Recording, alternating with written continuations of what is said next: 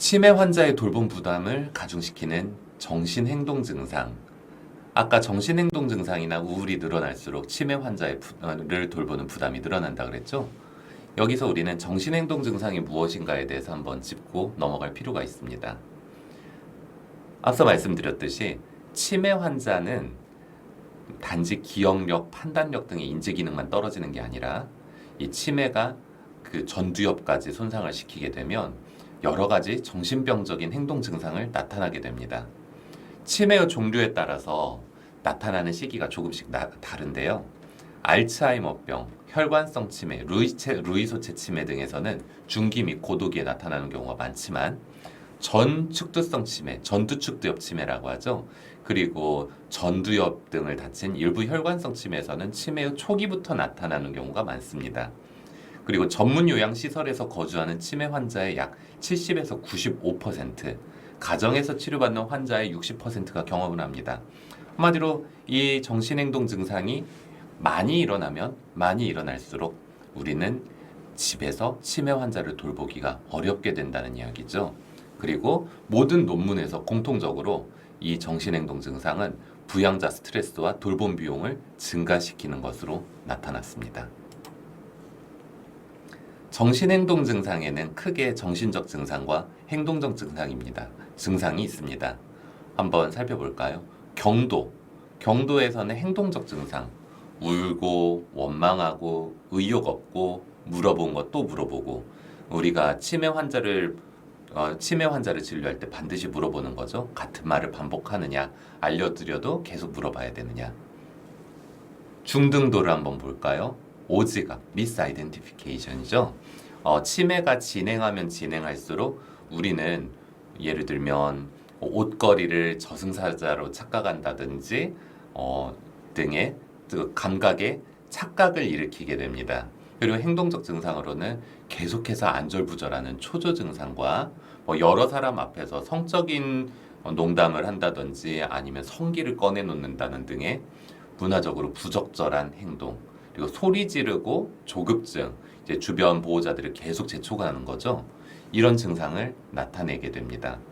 심한 경우에는 이게 망상이 생기게 됩니다. 치매 환자에서 흔히 많이 보이는 망상에는 누가 내 물건을 가져갔다라고 생각하는 피해 망상, 내 배우자가 다른 할머니나 또는 할아버지랑 관계를 가진다는 질투 망상, 그리고 텔레비전에 있는 사람들이 나를 쳐다보고 나에게 이야기를 건다는 관계 망상, 이런 망상을 보이고 계시고요. 이런 망상들은 굉장히 힘들죠.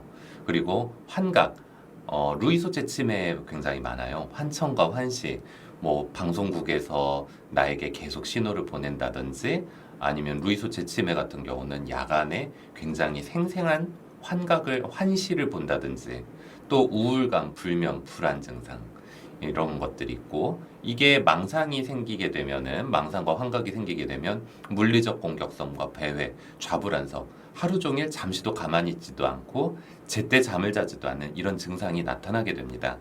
그렇기 때문에 정신행동 증상을 조절하지 않으면 필연적으로 보호자는 매우 힘들게 돼요. 같이 잠도 못 자고, 또 치매 환자로부터 공격받고 원망받고 같은 말을 계속 해줘야 되고, 이러한 상태가 24시간 주 7일 지속되면 우리가 정신 건강을 유지하기가 어려워지게 되겠죠.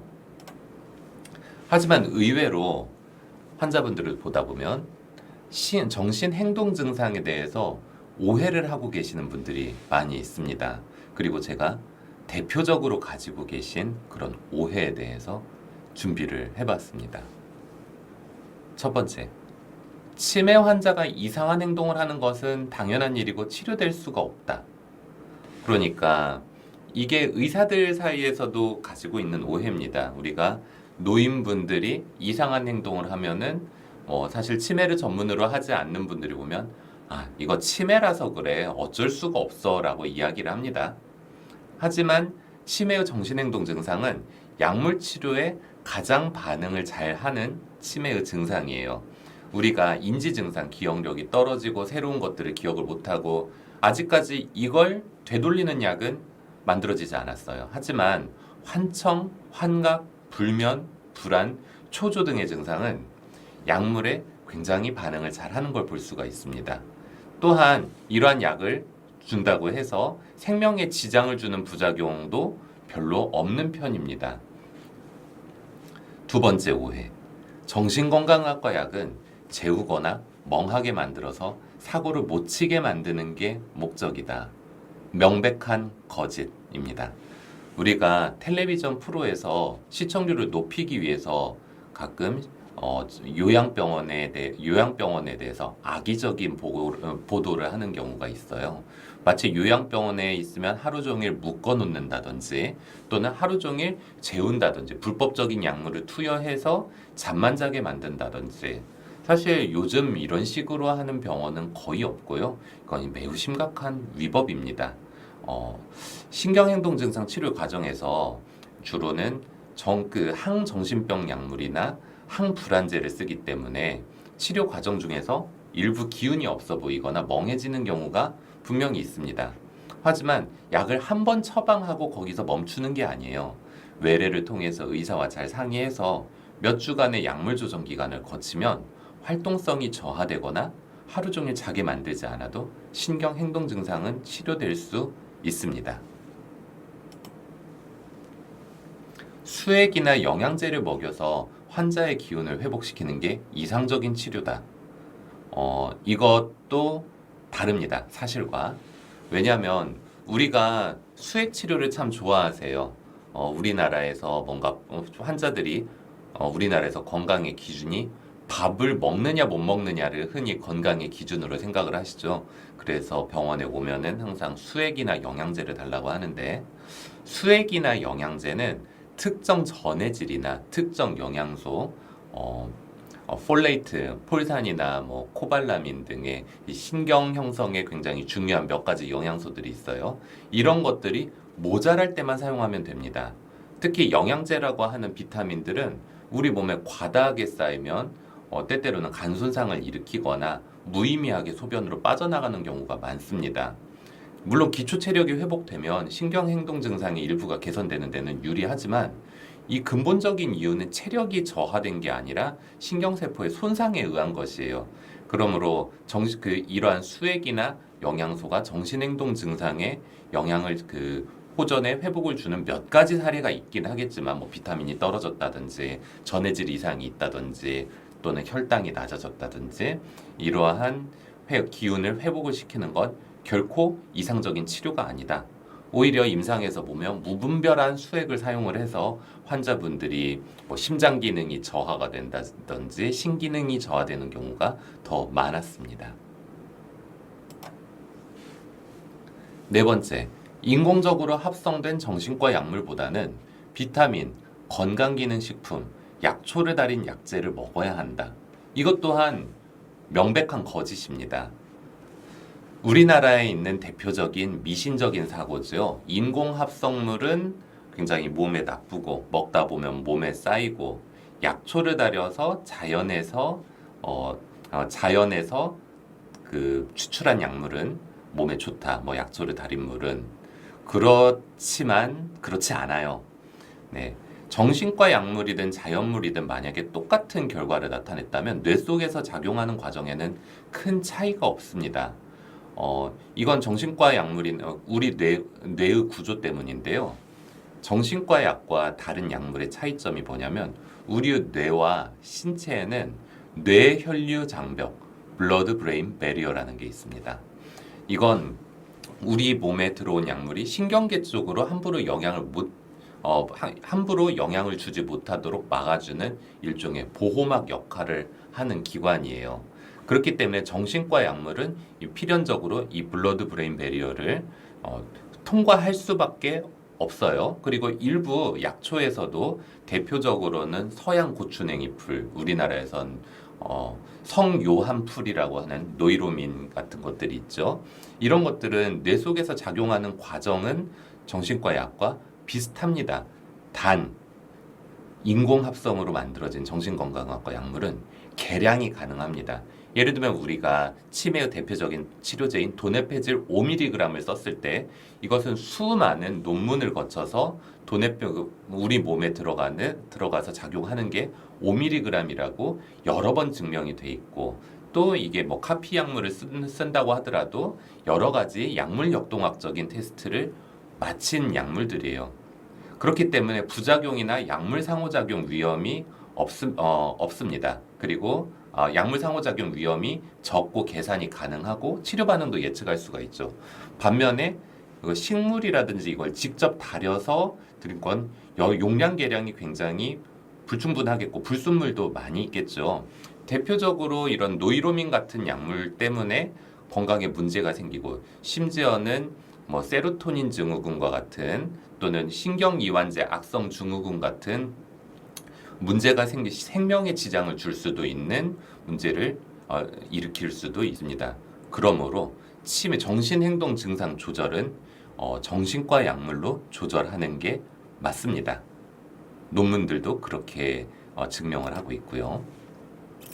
그러면 보호자들은 신경행동 증상, 이 정신행동 증상을 어떻게 컨트롤을 해야 될까요? 여기 간단한 지침을, 모든 정신행동 증상은 케이스 바이 케이스지만 그래도 여러분이 지켜야 되는 몇 가지 가이던스는 있습니다. 첫째, 환자와 논쟁하지 않습니다. 그리고 신경행동 증상이 질병의 일환임을 기억합니다. 종종 이런 환자분들이 있어요. 너희가 나한테 잘해주려고 하는 건 내 재산을 다 빼앗기 위함이다. 또 너희들이 식사에 독을 탔다. 이랬을 때 당연히 우리는 감정적으로 반응하게 됩니다. 우리는 부모님을 사랑하고 부모님을 위해서 여러 가지를 해드렸는데 이걸 오해를 받으시고 이것 나쁜 의도가 있다라고 치매 환자분들이 얘기하면 굉장히 상처받겠죠. 하지만 이건 어머니의 말씀이 아니에요. 환자의 질병입니다. 그렇기 때문에 너무 이걸 논쟁하려고 하거나 이분들께 증명하려 하지 마세요. 여러분의 부모님은 여전히 여러분을 사랑합니다. 환자가 강한 망상을 가질 때 여러 번 지적하거나 다시 알려주는 것은 의미가 없을 수도 있습니다. 예를 들면 내 부인이 할머니가 다른 남자와 만나가지고 뭐 음란한 행위를 한다 이런 망상을 가졌을 때 이 망상이 쉽게 언어로 설득이 되지를 않아요. 그리고 설령 약물을 써서 망상을 가진다고 하더라도 이게 교정되는 건 아니거든요. 사실 망상의 본질은 불안감입니다. 우리는 감정에 이름을 붙여요. 그렇기 때문에 그리고 특정한 감정은 우리에게 특정한 결론을 내리고 나머지 증거를 끼워 맞추도록 유도합니다. 그렇기 때문에 망상인 거예요. 절대 설득될 수 없는 생각. 하지만 설득될 수 없다고 해서 우리가 이것에 대해서 아무것도 할 수 없느냐? 그렇지는 않습니다. 우리는 환자분께 다른 관점을 보여줄 수가 있어요. 예를 들면 환자분이 자신의 배우자의 정조를 의심을 하는 건 혼자 있는 것에 대한 불안감이 가능성이 있습니다. 또는 나의 신체가 나빠졌다는, 내가 치매에 걸렸다는 걸 인정하지 못하는 그런 분노일 수도 있습니다. 그렇기 때문에 환자와 때때로는 다른 환경에서 지내보는 것도 도움이 되고 또 오늘이 몇 월 며칠인지 지금이 몇 시인지, 왜냐하면 치매 환자분들은 10분간 자리를 비웠어도 1시간, 2시간 자리를 비웠다고 생각할 수도 있으니까요. 이런 환경에 대한 지각을 개선시키는 것이 도움될 때가 있습니다. 네, 이런 것들을 이제 진압력 훈련이라고 하죠. 세 번째, 환자 사고의 오류를 개선하기보다는 모든 것이 괜찮을 거라고 안심시키는 게 더 나을 때도 있습니다. 완전한 진실이 아니더라도 만약에 환자가 그게 안전하다고 느낀다면 행동장애가 없다는 그 가정하에 환자가 그러니까 스스로나 타인에게 위험한 행동을 하지 않는다면 치료적인 거짓말이 필요할 때도 있습니다. 때론 눈앞에 진실을 들이대는 게 그 사람을 위한 건 아닐 수도 있어요. 특히 치매 환자에게 있어서는요. 네 번째, 환자의 행동이나 기분이 갑자기 변화한다면 이건 긴장을 해야 됩니다. 예를 들면 정신행동 증상이 전혀 없었던 환자가 어느 날 갑자기 눈앞에 있는 사람을 못 알아본다. 또 갑자기 환청이나 환각을 듣는다.